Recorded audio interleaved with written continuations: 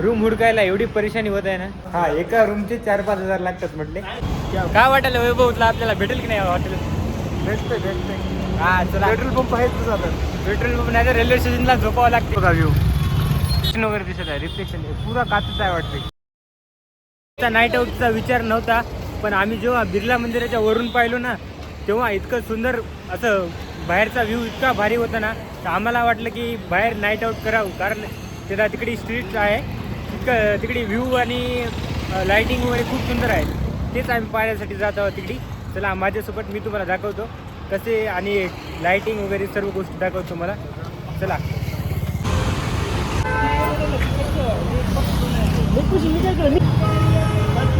चला आम्ही zebra crossing. तुम्हाला व्ह्यू म्हणू लागलो ना, हे बाई हे आम्ही इथून व्ह्यू पाहिल्या बघा. इथून एवढा भारी व्ह्यू दिसते ना.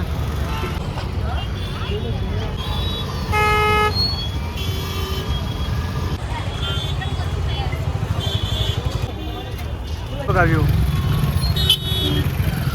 नाईटला तर वेगळाच असा हैदराबाद दिसते बघा, वेगळंच. आम्ही दिवसा आलो होतो तेव्हा असं एवढं काय दिसून लागणार गेलं, पण नाईटला अजून भारी दिसायला. पूर्ण गाड्यांचं रिफ्लेक्शन वगैरे दिसत आहे, रिफ्लेक्शन पुरा काचच आहे वाटते. काचा आहे की पण भारी आहे.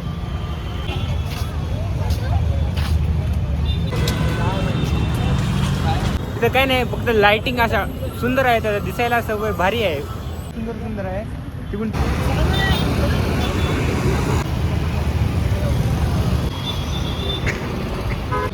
हे रूम डिस्कस करायला 1 घंटा लावायचं. काय सांगायचं सांगा पटकी.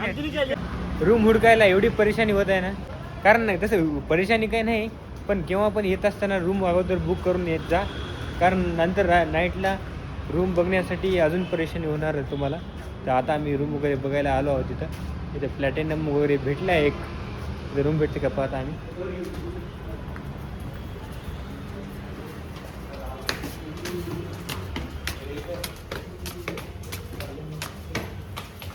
लॉज आहे इथे.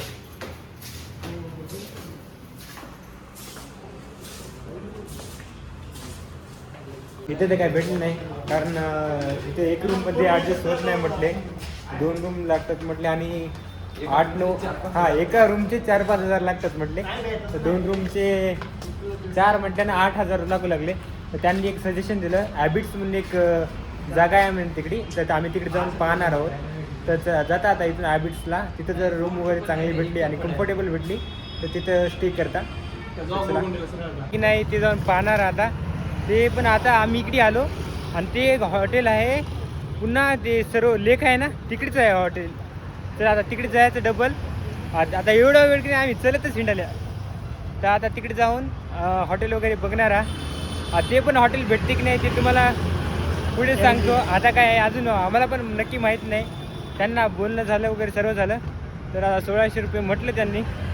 तर चला आता जाऊया आपण तिथं, आणि तिथं जाऊन बघूया हॉटेल आहे की नाही. अजून आम्हाला पण माहीत नाही हॉटेल आहे की नाही ते. तर चला तिथंच जाऊन मी तुम्हाला सांगतो हॉटेल आहे की नाही ते.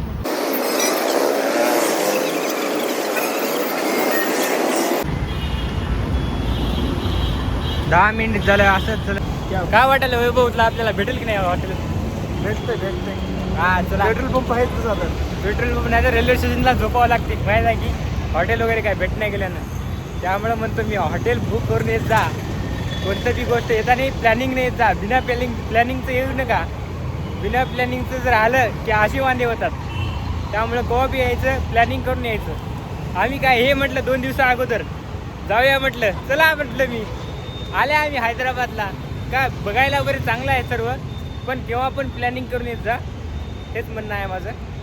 चला बघूया हॉटेल वगैरे भेटलं तर चांगलं आहे. हॉटेल भेटलं आहे, कसं आहे ते माहीत नाही, पण आता वरी जाऊन पाहता आम्ही हॉटेल कसं आहे ते. चला मी पण दाखवतो तुम्हाला हॉटेल कसं आहे ते.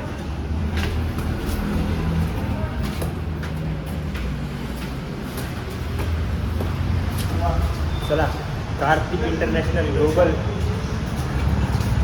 अरे बाप रे, हे बा हॉटेल भारी भेटलं रे, व्ह्यू पण भारी आहे.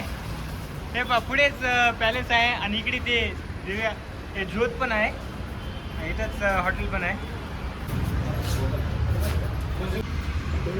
फोटो वगैरे लावलेले आहेत,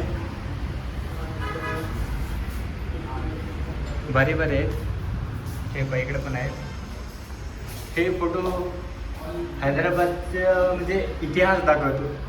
मराठवाडा मुक्तीसंग्राम माहिती असेल तुम्हाला, त्याबद्दल जर सांगायचं असेल तर मला कमेंटमध्ये सांगा. मी तुम्हाला मराठवाडा मुक्तीसंग्राम दिनाबद्दल आणि सर्व माहिती सांगतो.